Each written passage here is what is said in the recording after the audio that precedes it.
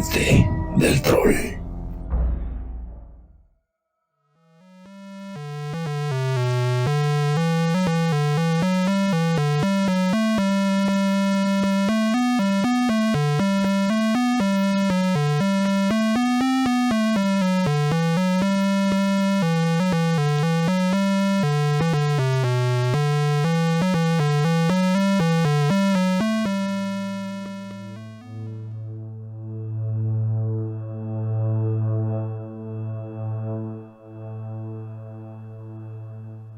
Para los que estén escuchando en este momento estos extraños sonidos de algunos pocos bits, el día de hoy vamos a estar acompañando nuestros audios habituales con algunos sampleos, algunas pequeñas muestras de lo que era La Senda de Oregón, el famoso videojuego de 1990 que de alguna manera reproducía las experiencias de los colonos tratando de atravesar la Senda de Oregón técnicamente hacia el noroeste, un poquito diferente de cómo sucede con la Donner Party o la expedición Donner. Pero este juego se sitúa en 1848, exactamente 2 años después de la faena que la familia Graves, nuestra familia entre comillas protagónica, está teniendo que pasar en este momento, en esta temporada. Es muy curioso cómo convertimos con el paso del tiempo una experiencia de agonía y sufrimiento en juegos. He encontrado al menos una decena de juegos en estos últimos días inspirados por el caso Donner, y si no específicamente por el caso Donner, de alguna manera el sufrimiento de muchos colonos al momento de tener que pasar por la Senda de Oregón. El primer ejemplo, y quizá el más famoso de esto, sea Oregon Trail o La Senda de Oregón, un videojuego de 1990 que hoy en día pueden jugar de manera gratuita. Incluso es posible que les deje por ahí en el post del día de hoy una pequeña liga por si alguien quiere experimentar lo que era con gráficos de 1990 en PC, pero totalmente sin instalación, directamente en línea. Pueden jugar ustedes Oregon Trail y saber cuántos días hubieran sobrevivido. Yo ya hice mi prueba y sobreviví el 70, más o menos 75% del viaje hasta Oregón. Morí me parece que de cólera o de algo parecido, más o menos al 70% del viaje. Y esto, por supuesto, solo después de que murió ya previamente toda mi familia. El objetivo de este juego es hacer cruzar por la Senda de Oregón al menos 5 personas de una familia con una carreta y $400, que curiosamente es una situación muy similar a la que tuvo que pasar la expedición Donner, o al menos los Graves, que tenían $500 y un par de carretas y un montón de bueyes para realizar su experiencia. Tal y como hicieron los Donner en su momento y los Graves en su momento junto con los Donners, la mayoría de las personas que viajaba por la Senda de Oregón llegaba a St. Joe o Saint Joe, que pues era el último lugar donde los viajeros podían reabastecerse de comida, comerciar, beber y, por supuesto, en 1846, ver a un médico. Por 50 centavos, un médico te podía tratar un absceso supurante. Por $1 completo podías recibir una consulta que incluía, gratuito, un enema. ¿Quién no quiere un enema después de una consulta médica? Bueno, una extracción de diente costaba en St. Joe al menos 50 centavos, claro, por diente. La amputación de un dedo de la mano o del pie, $5 por pieza. Un brazo amputado, $10 por pieza. Una pierna amputada, $20 la pieza. Un parto costaba lo mismo que un dedo amputado, $5. Pero esto era por bebé. En caso de que la madre no supiera que estaba pariendo gemelos, eran $10 y no había forma de cambiar este hecho. Bienvenidos a este segundo episodio de Las Estrellas Indiferentes, la temporada número 16 de Bajo el Puente del Troll, donde muy conscientemente titulamos a este episodio California, Tierra de Sueños, porque es precisamente el motivador de todos los viajeros que viajaban hacia el sur noroeste que se desviaban de la senda de Oregón y tomaban el camino hacia el sur, o en este caso el famoso infame atajo hacia el sur de Hastings. Bueno, en St. Joe, balancear los víveres era esencial para sobrevivir. Demasiados víveres era tan malo como demasiados pocos. Y a lo mejor ustedes estarán pensando, bueno, ¿por qué no tener un poco de más? ¿Por qué no irse a la segura? ¿Por qué no comprar algunos kilos más de comida o algunos kilos más de, no sé, de balas o de instrumentos para no fallarle? Bueno, el problema estaba en ambos extremos. Obviamente, demasiado pocos víveres implicaría una falta en algún lapso extendido de tiempo, pero demasiados también iba a implicar cansar a los bueyes o romper las ruedas de tu carreta o los ejes de tu carreta. Ruedas rotas de carreta y ejes rotos eran un problema mayor en las sendas porque te retrasaban a veces días enteros. Si tenías un repuesto o si tenías a alguien hábil en tu grupo, podías quizá tallar un nuevo eje o reparar una rueda con algo de maestría.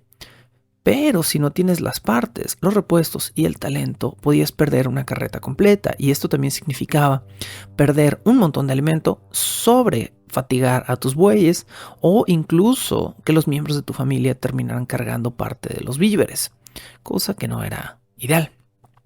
La famosa guía para los migrantes de Hastings recomendaba, cito, por lo menos 200 libras de harina, 150 libras de tocino, 10 libras de café, 20 libras de azúcar y 10 libras de sal para una familia promedio de viajeros. Cuando hablamos de una familia promedio estamos hablando de unos 5, 7 miembros. Entonces, pues estamos hablando de una cantidad enorme de víveres. Otras fuentes recomiendan 100 kilos de comida por cabeza en la familia, ¿sí? Entonces, eran 5 miembros, tienes que llevar 500 kilos repartidos entre tus carretas. Y 500 kilos obviamente repartidos entre café y tocino y carne y sal y azúcar y cosas que iban a ser fundamentales, pero más o menos un estimado era 100 kilos por cabeza. Familias más grandes de 7, 8, 10, 13 personas tenían que llevar una cantidad impresionante de peso, lo que significaba que si querías tener un exceso, no solo podías fatigar a tus bueyes o romper una de tus carretas, también podías quedarte muy pronto sin dinero. Para la familia Graves, cuya historia de supervivencia es central a la expedición Donner, diría yo, la responsabilidad de abastecerse a sí mismos, de abastecer a la familia, recaía casi por completo en Sarah Graves. Recordemos que Sarah Graves es esta chica que estamos usando como eje central de esta temporada. Ahora, Sarah Graves, bueno, ya lo sabemos, desde el episodio pasado, se había convertido en Sarah Fosdick, esposa de Jay Fosdick, pero la hija menor de la familia Graves, mayor de la familia Graves, que tenía que hacer todas las compras del viaje junto con su madre. Eran las mujeres quienes administraban las compras de los bienes de la casa y asimismo eran las mujeres quienes administraban la cantidad de bienes que se utilizaban para la senda. Por lo tanto, cuando llegaron a St. Joe, los Graves, específicamente Sarah y su madre Elizabeth, tenían que saber exactamente cuánta comida comprar. Pero además de saber cuánta, tenían que saber cómo comprarla. Y esto de nuevo a nosotros en la modernidad nos suena peculiar.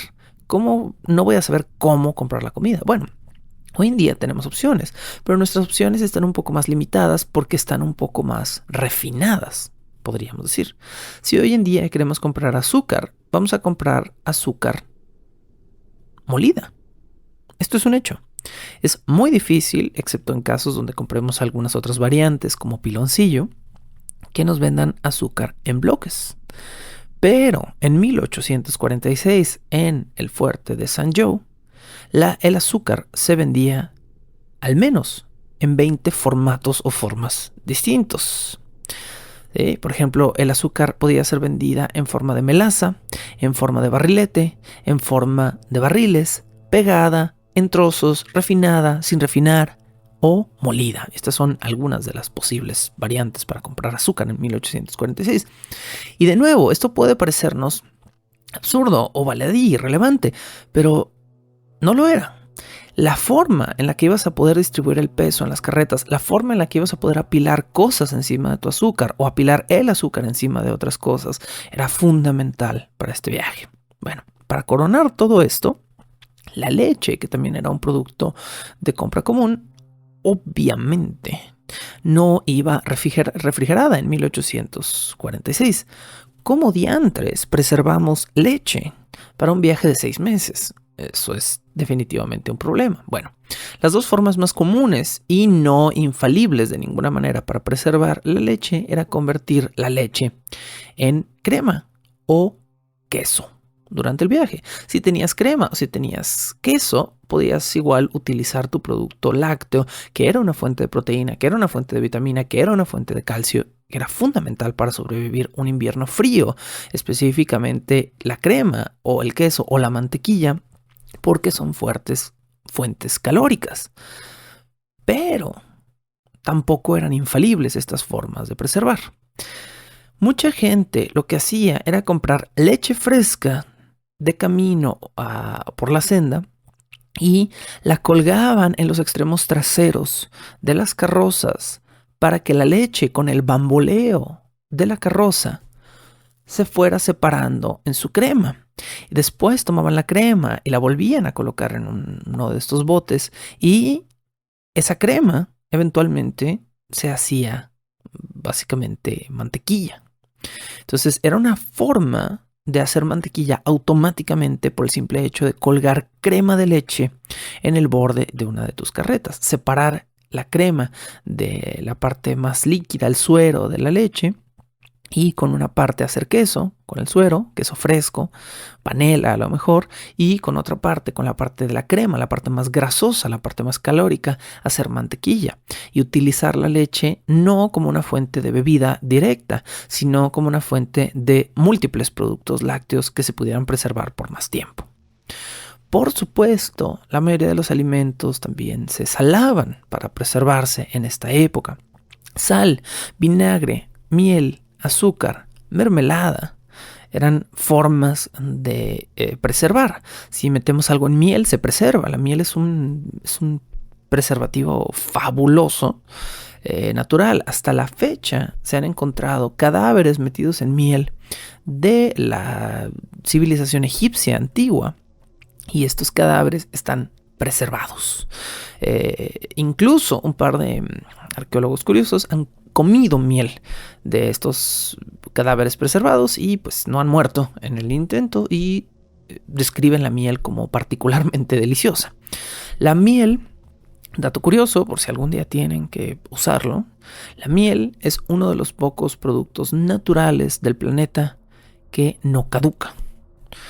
Su contenido de azúcar, su fructuosidad es tan elevada y su densidad es tal que, dado que tiene altos niveles de azúcares y no permite el paso de ciertas partículas del oxígeno, la miel es una forma increíblemente útil de preservar otras cosas. Ahora, hay muchas cosas que no queremos meter en miel, no queremos meter nuestra carne en miel u otras cosas en miel. ¿Quién sabe? Entonces se utilizaba principalmente la sal. La comida tenía que salarse o ahumarse.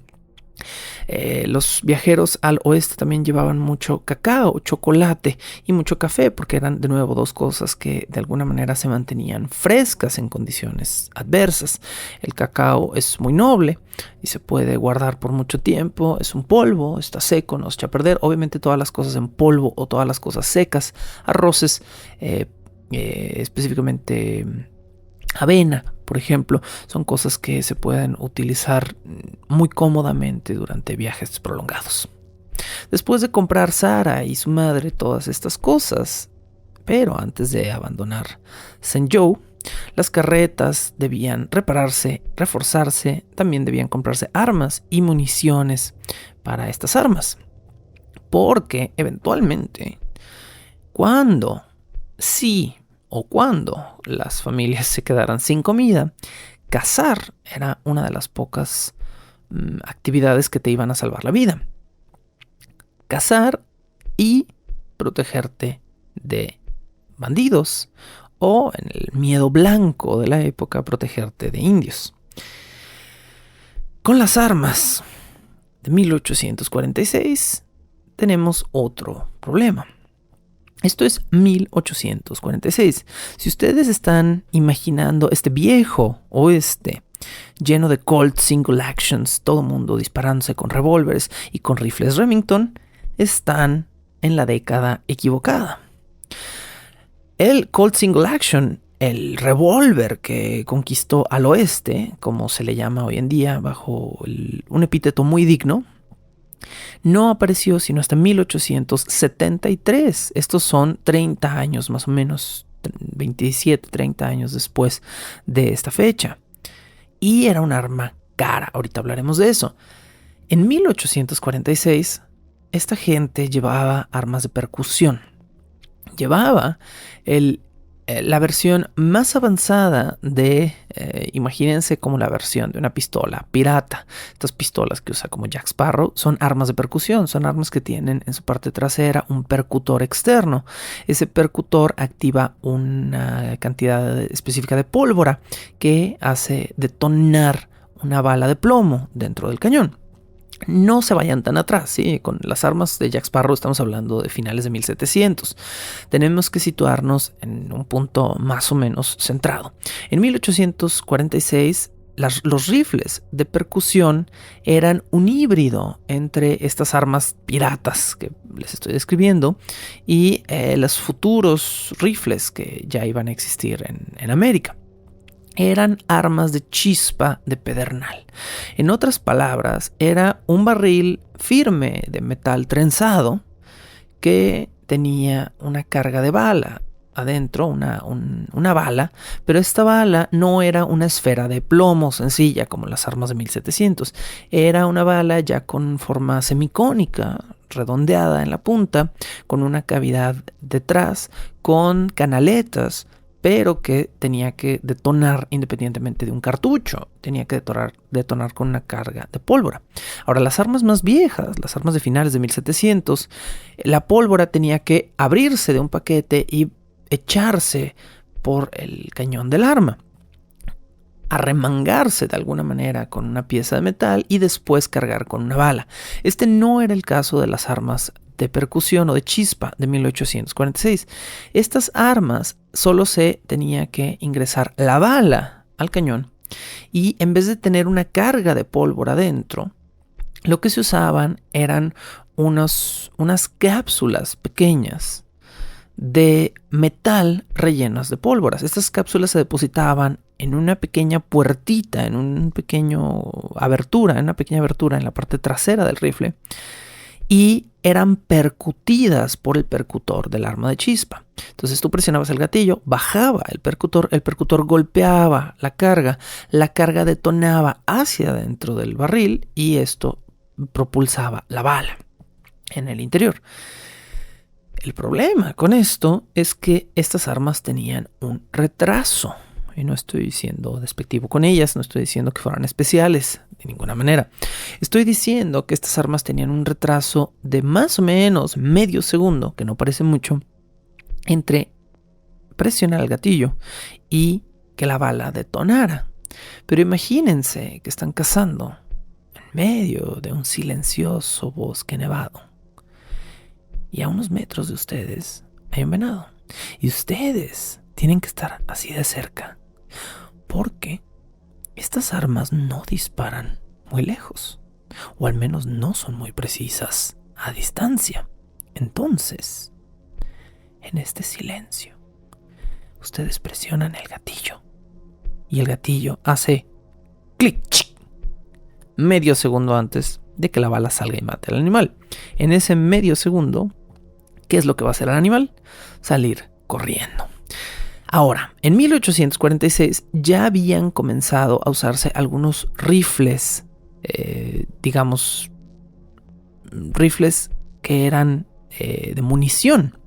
Rifles que tenían municiones, que tenían un cartucho completo con su pólvora integrada. Pero eran increíblemente caros.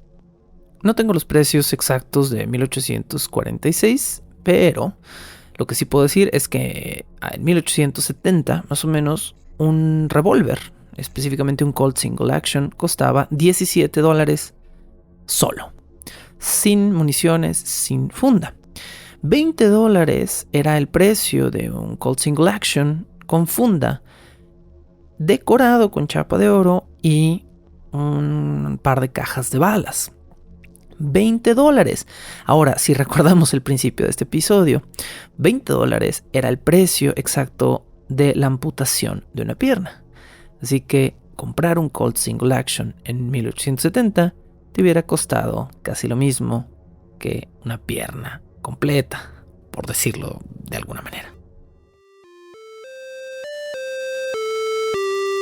Bajo el puente del troll.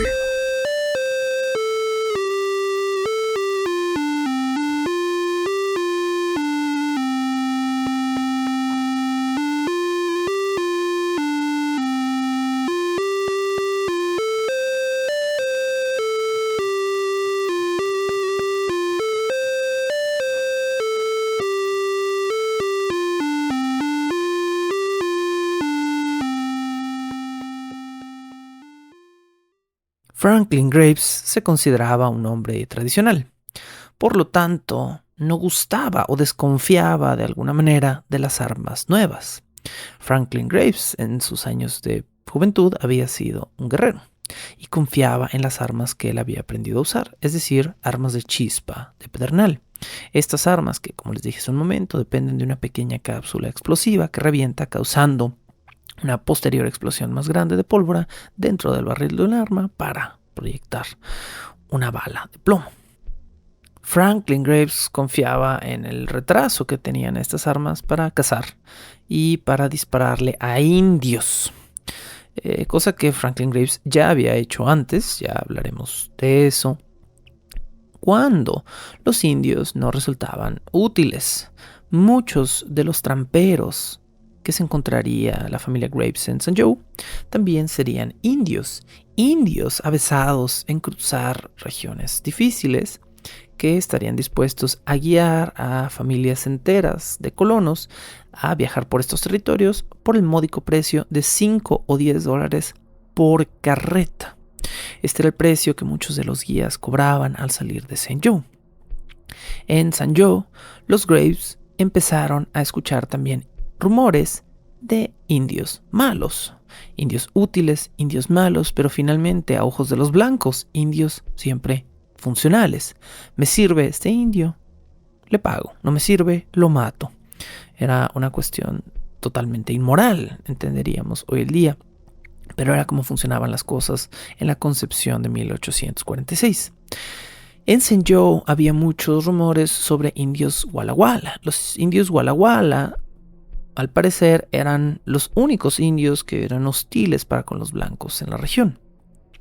Un trampero y guía de la zona llamado Stephen Meek no estaba por encima de usar estos rumores para atemorizar a las familias y conseguir que pagaran su cuota de $5 por carreta para llevarlos a través de las montañas azules, siguiendo un río conocido como Le Malheur, o la desgracia, ¿sí? La traducción literal sería la mala hora, pero hoy en día el término se traduce más bien como un malheur, una desgracia. Afortunadamente, los Graves no contrataron al señor Meek, pero otra expedición anterior a los Graves lo hizo.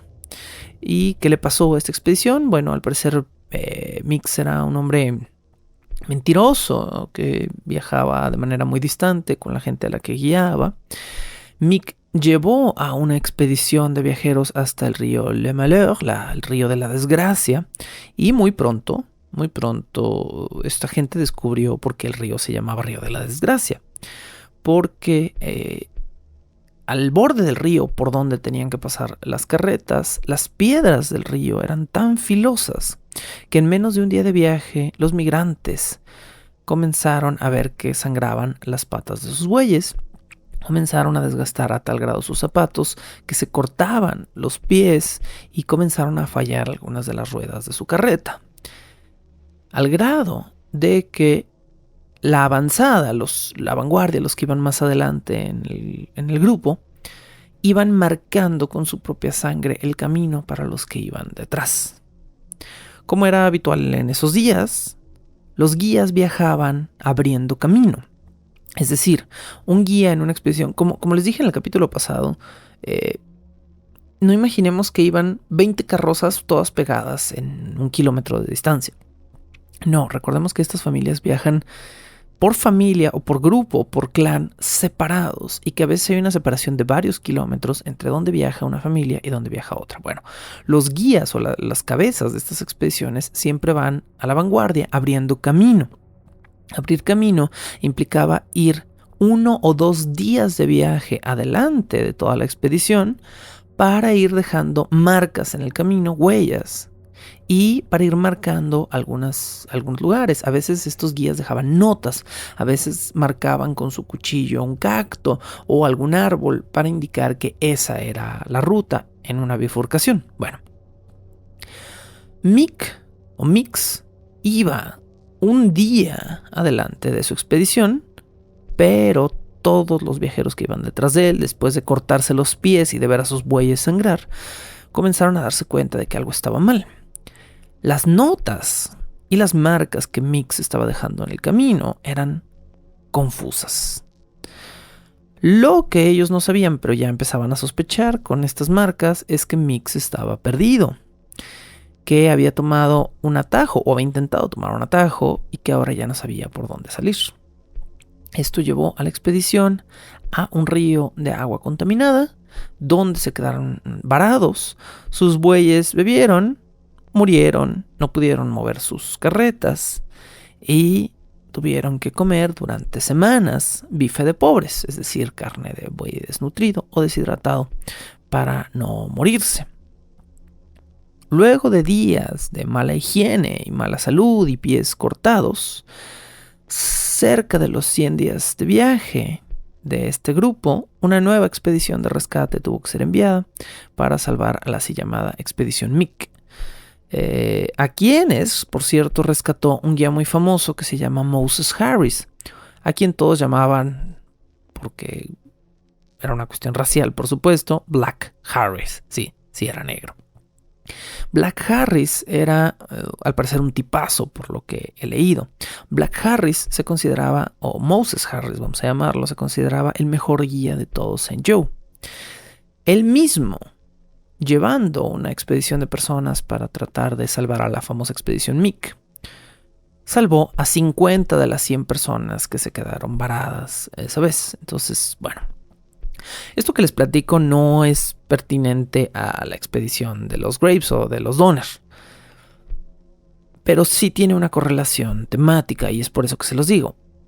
Un mal guía, un solo ser humano, tomando una mala decisión en una ruta, se volvía automáticamente responsable por la vida o por la muerte de decenas o incluso centenares de personas. Y esto es algo que los Graves, junto con los Donner y los Reeds y los Eddy, van a averiguar en carne propia. Sarah y Jay Fosdick, antes Sarah Graves, habían escuchado, entre los muchos rumores de St. Joe, que había otra expedición, la expedición de los Donner, que como ellos se dirigían a California. Y comenzaron a platicar con Franklin y Elizabeth Graves, los padres de Sarah, que tal vez, no era mejor seguir la senda de Oregón hacia el noroeste y luego bajar al sur por la ruta conocida, sino unirse a la famosa expedición Donner, que venía además con los Reeds, que eran 2 familias grandes y adineradas, y bajar directamente cortando por la ruta de las Montañas Azules hacia el suroeste. Sarah, Jay, Elizabeth, Franklin y los 8 hermanos pequeños de Sarah Graves, Sarah Fosdick, ya tenían a estas alturas todo el dinero, toda la comida, todas las armas y todos los vehículos que necesitaban para arrancar su viaje. Pero se habían olvidado de una pequeña cosa. Y de nuevo, el diablo está en los detalles. Porque aunque los Graves tenían dinero y carrozas y bueyes e información, y su patriarca era un veterano y un guerrero. Un pequeño dato podía arruinar todo. Muchas cosas de las que Hastings va a hacer o decir en esta temporada no son correctas, pero una de las cosas que Hastings había escrito como advertencia a los viajeros en su libro de Viajes hacia el Oeste era muy importante y era lamentablemente muy cierta.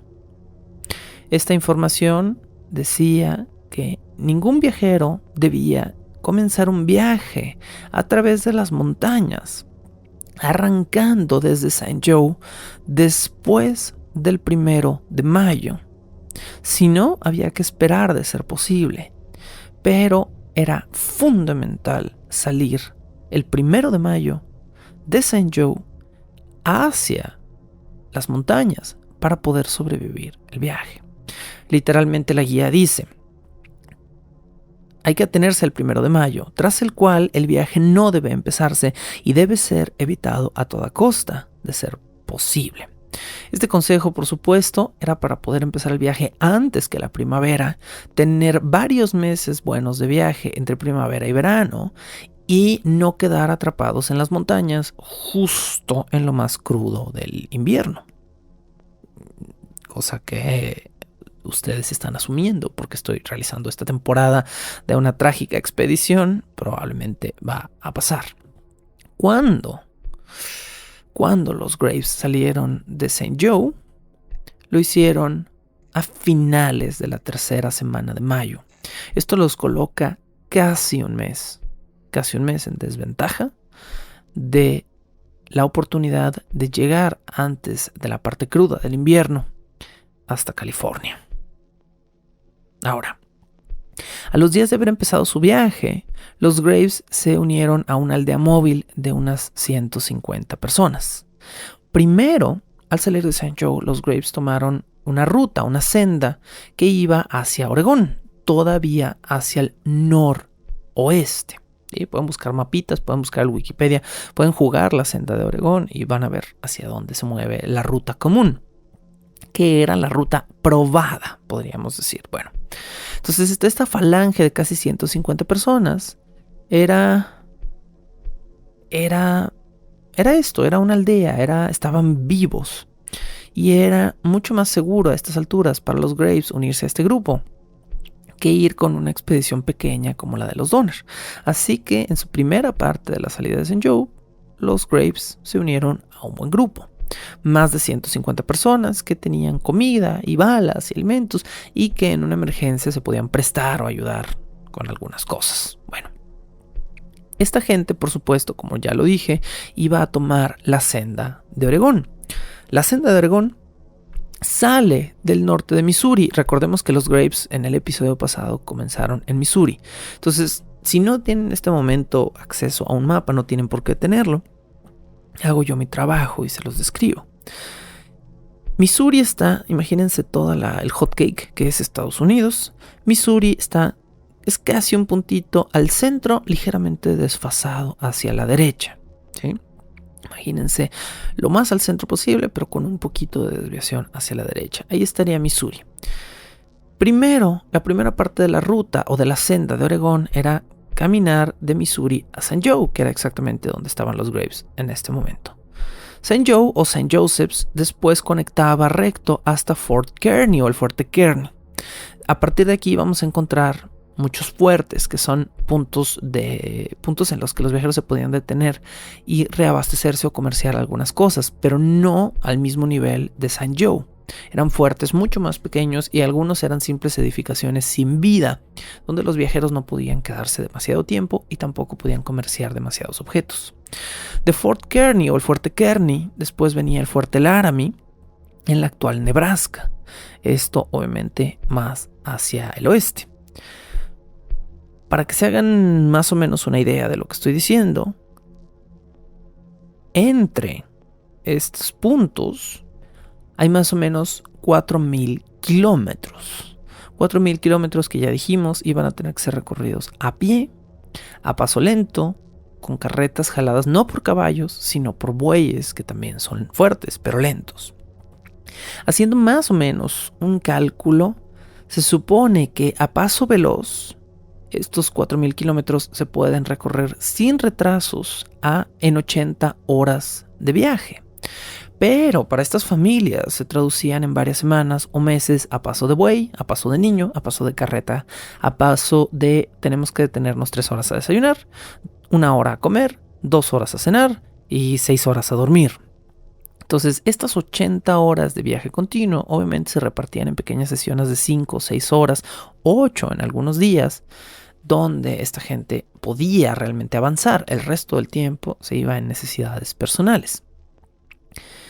De allí, los viajeros continuaban hacia Oregón tomando la ruta hacia las Montañas Azules, que era más o menos el punto donde se encontraban ahorita los Graves, hacia el noroeste, como ya les dije, y los viajeros hacia California. Era en este punto, después de haber partido ya hacia el noroeste, que en un punto del camino de la senda de Oregón podían decidir cortar camino hacia el suroeste o continuar hacia el noroeste y después ir por la costa hacia el sur, llegando más o menos hasta las bahías californianas, es decir, hasta la bahía de San Francisco, más o menos. Bueno,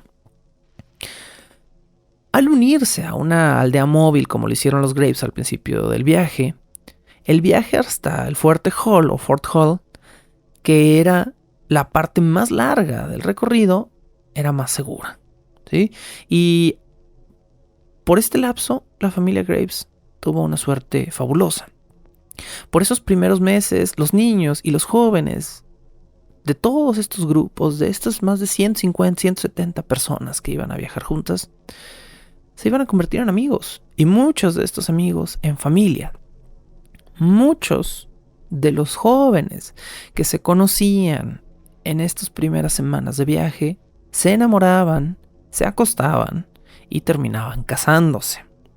Ahora porque estuvieran embarazados, o por una fuerte creencia moral o religiosa, o por el simple hecho de que así eran las cosas. En la época, conoces a alguien, pasabas un par de noches felices con esa persona, le declarabas tu amor y esa persona te decía que sí te amaba y te casabas con ella, o con él, punto. ¿Sí? Más encima, ahora se estaba acercando el 4 de julio. Recordemos que, como les dije hace un momento, esta familia estaba saliendo, la familia Graves estaba saliendo más o menos la tercera semana de mayo. Entonces, el 4 de julio estaba a un mes más o menos de distancia. Y el 4 de julio era la celebración más grande de Estados Unidos en aquel momento. Más que Navidad, más que Año Nuevo. No había, bueno, sí había, obviamente había Thanksgiving. Pero el 4 de julio era la gran celebración de los colonos.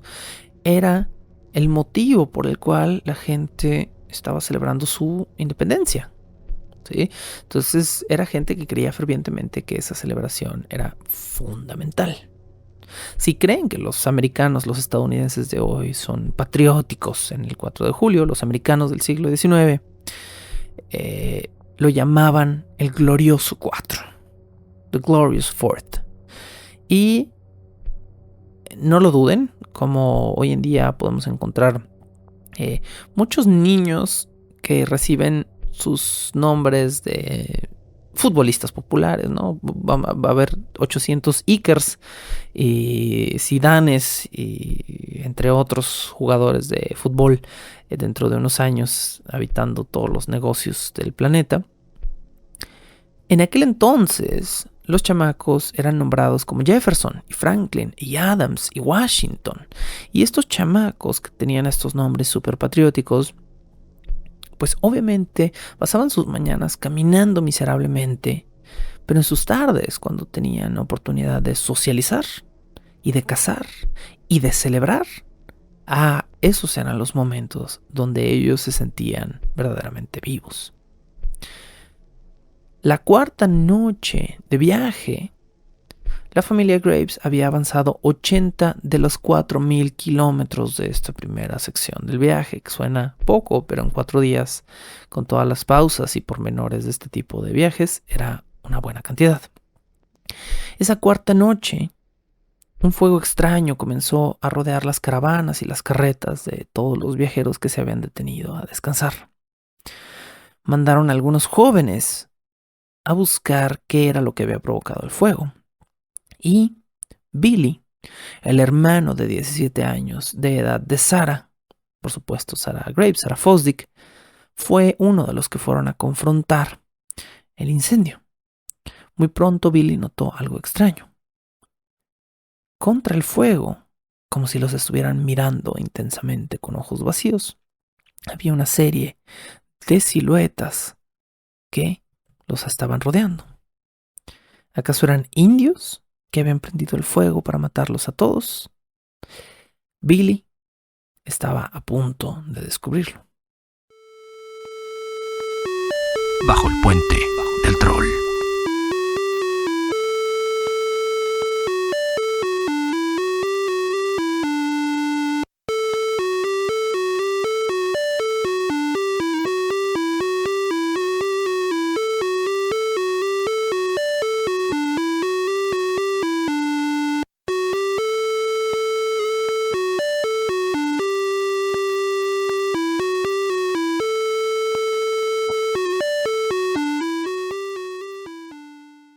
Billy Graves, el hermano de 17 años de edad de Sarah Graves, quien ya era considerado un hombre y un miembro productivo de la familia en aquel entonces, apuntó su rifle de pedernal hacia una de estas figuras y le dijo: ¿Quién va? ¿Quién anda ahí en medio de la noche? Pero la extraña figura de forma humanoide no contestó. Billy cargó su rifle, pero antes de disparar vio algo extraño en el contorno de esta silueta.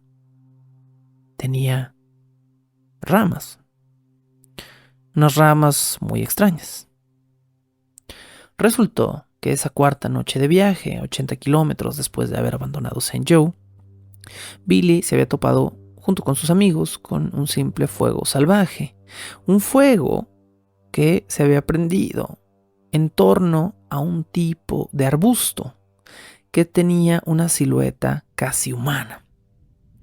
Durante semanas, Billy y sus amigos contarían esta anécdota junto al fuego, en el calor de las noches de verano, tocando el violín y riéndose de cómo aquella noche habían pensado que los indios los iban a matar a todos e iban a incendiar los carruajes y violar a las mujeres, cuando en realidad solo estaban temblando porque estaban rodeados de extrañas plantas. La ansiedad sobre los ataques de los indios en 1846 era un factor constante, pero en buena parte, hay que decirlo claramente, era una preocupación irracional. Sí había indios en el territorio, muchos. Y sí, algunos de estos grupos de indios eran hostiles y atacaban o robaban a los blancos, específicamente cuando iban en largas caravanas y podían tomar a una familia pequeña por sorpresa. Pero estadísticamente, en su mayoría, podríamos decir, eran los blancos quienes mataban a los indios por miedo a ellos, y no los indios quienes mataban a los blancos. Eran los blancos quienes doblegaban, quienes esclavizaban, y en una forma de reforzar el miedo, este miedo todoroviano, podríamos llamarlo, este miedo social hacia el otro, los tramperos y los cazadores y los guías fomentaban este miedo y este terror para poder cobrar más por llevar a las familias a través de la senda de Oregón, al menos por guiarlas. La mayoría de los indios que se toparan con un enorme grupo de blancos nerviosos armados no iban a intentar atacarlos, tampoco eran estúpidos.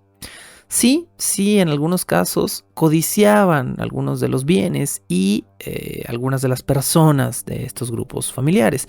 Específicamente, algunos indios se acercaban a estas falanges de viajeros a tratar de comerciar un poco de comida, a echar un ojo a las mujeres del campamento, especialmente a las mujeres jóvenes, y en algunos casos intentaban comerciar también a las mujeres.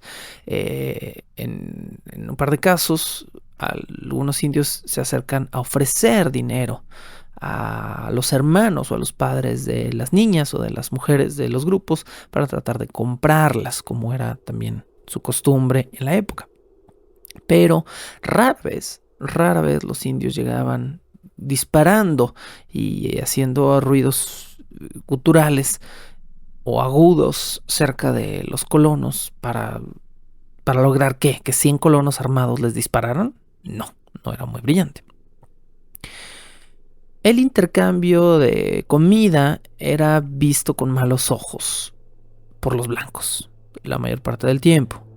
En la historia americana hubo un evento en particular que se convirtió en el evento que iba a marcar la pauta de las relaciones indio-norteamericanas con las relaciones blancas, y este evento fue la Guerra del Halcón Negro de 1832. Ahora, antes de explicarles sobre la Guerra del Halcón Negro, que es interesantísimo a mi forma de verlo, sepamos que esto no es una justificación, ¿sí? No estoy diciendo que gracias a la Guerra del Halcón Negro surgió la matanza de indios. La matanza de indios está ahí desde que los europeos blancos tocaron territorio y tenían costumbres más viles y armas más poderosas que los otros.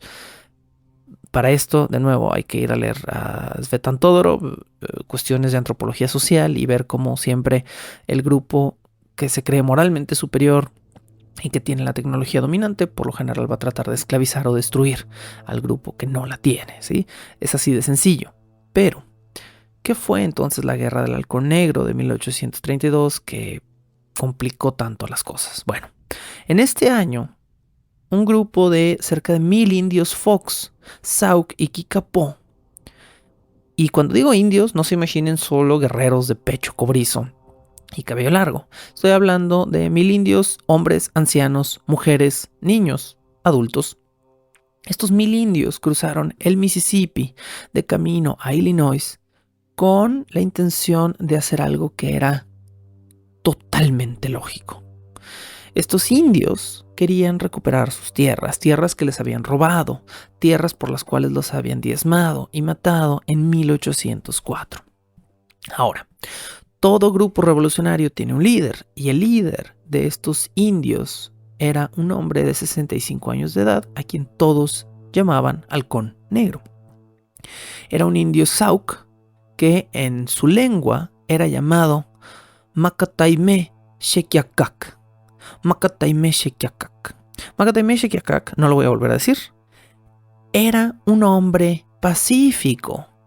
No quería hacer una guerra, no quería tomar estas 1000 personas y llevarlas con rifles frente a los blancos y matarlos a todos.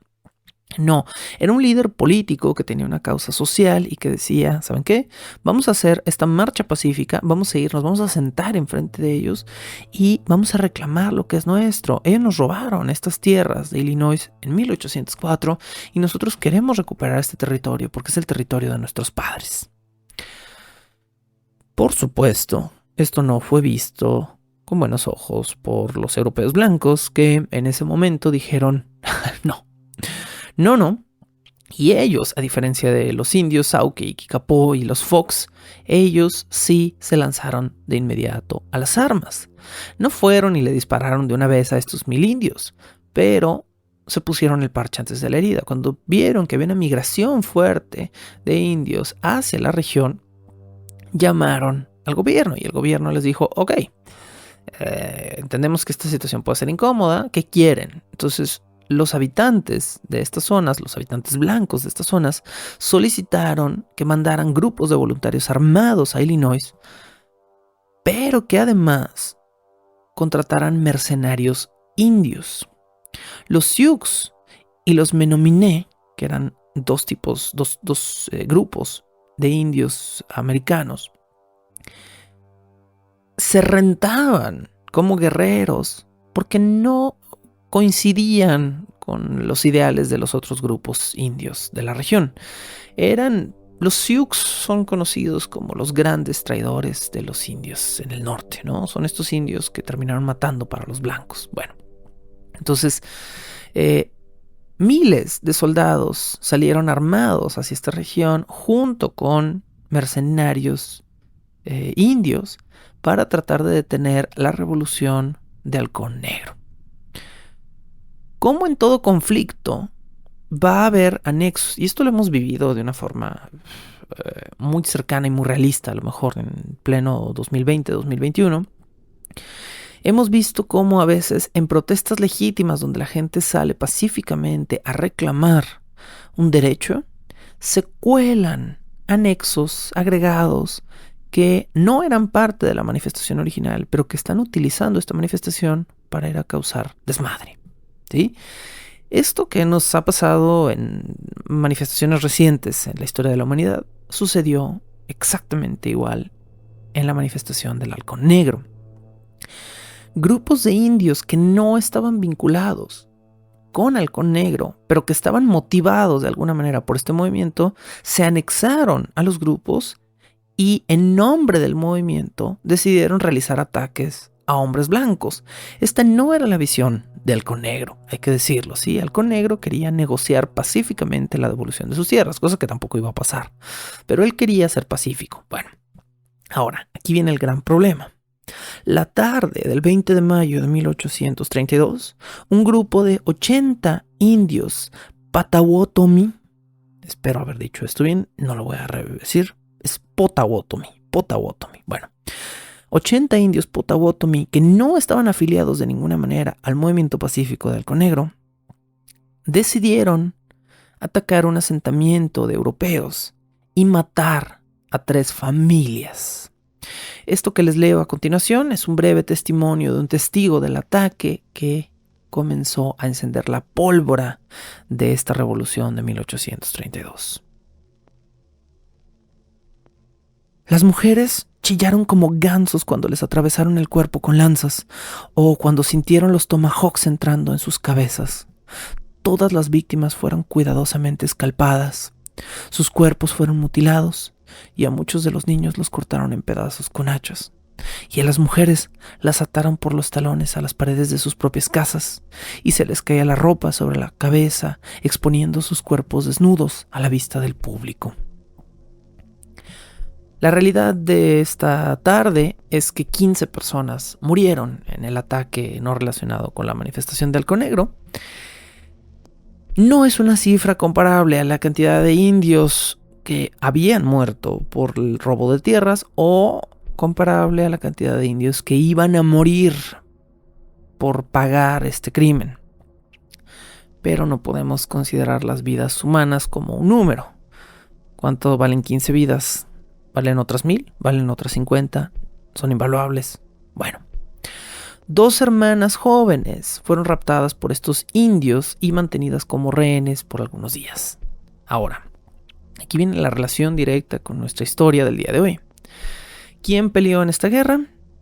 El mismísimo Franklin Graves, el padre de Sarah. Franklin Graves fue uno de los primeros hombres que se afiliaron voluntariamente a la milicia que planeó el contraataque contra Halcón Negro. 11 días después de que estas 15 personas en el asentamiento europeo murieron, los indios que se habían robado a estas 2 hermanas jóvenes decidieron intercambiarlas, darlas a manera de rescate a cambio de dinero, 10 caballos y un par de sacos de maíz. Cuando recuperaron los blancos a estas 2 mujeres que habían sido tomadas como rehenes, 1/3 de la milicia completa que había salido de Illinois ya iba en camino hacia el asentamiento de Halcón Negro.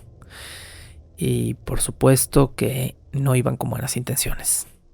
Cuando Halcón Negro se enteró de que miles de soldados venían a matar a toda su gente, se rindió. Inmediatamente levantó los brazos y se rindió el 1 de agosto de 1832. Los blancos aceptaron su rendición y al día siguiente 2,000 hombres rodearon a 400 personas que aún seguían dentro del asentamiento de Halcón Negro.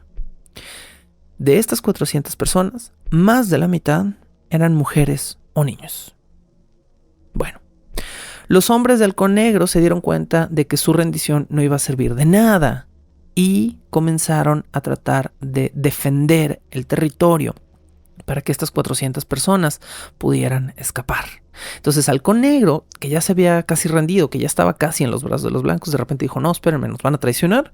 Regresó con sus guerreros y comenzó a hacer una línea de defensa. Todos los hombres adultos comenzaron a hacer una línea de defensa en la región donde estaban asentados los indios de Halcón Negro, para que todas las mujeres y niños huyeran cruzando un río que era más o menos profundo, pero que estaba a espaldas del territorio por donde iban a atacar la milicia de Illinois. Bueno, estos casi 2,000 soldados aplanaron a casi todos los guerreros de Halcón Negro y luego, sin razón, persiguieron a las mujeres y a los niños indios que habían escapado por el río.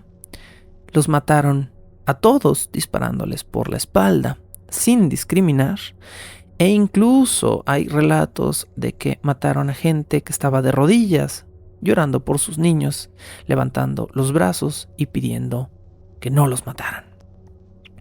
El agua del río Mississippi, que era el río que esta gente tenía que cruzar, se tiñó de rojo con la cantidad de sangre que se vertió en aquel día. En señal de venganza, y cuando digo venganza es absurdo, pero bueno, era venganza por ese ataque que se había dado en el asentamiento donde habían muerto 15 personas. En señal de venganza, los soldados blancos decidieron escalpar a los indios muertos. Cuando digo escalpar, perdón si no lo expliqué antes, es el acto de arrancar la cabellera, ¿sí? De cortar con un hacha afilada el cuero cabelludo encima del cráneo y arrancarlo hacia atrás con el cabello todavía pegado, y hacer sufrir de una forma violentísima a la persona que está experimentando este dolor. Bueno, entonces, en señal de venganza, los soldados de la milicia blanca tomaron hachas y le cortaron el cuero cabelludo, le arrancaron el cuero cabelludo a centenares de personas. Y después muchos de estos cueros cabelludos, se dice, fueron rapados y vendidos como tiras de piel para afilar navajas en negocios blancos. Bueno, a ese nivel escaló la situación. Halcón Negro, después de haberse entregado y haberse arrepentido del hecho, logró escapar con un puñado de hombres y salió vivo de esta masacre. Se rindió de nuevo 26 días después, el 27 de agosto de ese mismo año, 1832, y murió 1832, y murió en 1838, 6 años después. Franklin Graves, el padre de Sarah, a quien hasta este momento hemos visto con unos ojos muy positivos, porque pues finalmente es el gran patriarca que a lo mejor va a tratar de sacar adelante a su familia más adelante, fue un hombre que participó voluntariamente en estas masacres y que le enseñó a todos sus hijos e hijas a temer de los indios, porque alguna vez, hace muchos años, habían matado a 15 personas, pero probablemente no les dijo la cantidad de indios que él había matado para vengar a esas 15 personas. Para el 7 de junio de 1846, volvemos al presente de nuestra historia, la familia Graves seguía a paso lento pero muy seguro hacia Fort Hall. En Fort Hall se encontrarían eventualmente con los Donner. Mientras tanto, en el camino sí se encontraron con algunos indios, pero nada de qué preocuparse, y afortunadamente ni los indios ni los Graves mataron a nadie en esa ocasión. Esto fue Bajo el Puente del Troll. Espero que estén disfrutando estos relatos de indios y no vaqueros y de cómo era el territorio hostil del viejo oeste en 1846. Yo he aprendido muchísimo de esta investigación. Estoy tratando de hacerla lo más amena y entretenida posible para todos ustedes, así que espero que en realidad lo estén disfrutando. Los Graves se dirigen a California, tierra de sueños, soñando con un mañana mucho mejor, pero nadie les dijo, por favor no tomen la ruta al sur, y era exactamente lo que los Graves estaban por hacer cuando llegaran a Fort Hall. No tomes la ruta al sur será nuestro episodio 3 de la siguiente semana de la temporada 16 de Bajo el Puente del Troll, las estrellas indiferentes. Soy Sergio Vicencio, esto es Bajo el Puente del Troll, y estoy agradecido como siempre con ustedes de que estén escuchando este programa. La locución, la producción y la música original de este programa son creadas por Sergio Vicencio. Ve a patreon.com/Sergio Vicencio y apoya este podcast para obtener horas de contenido adicional.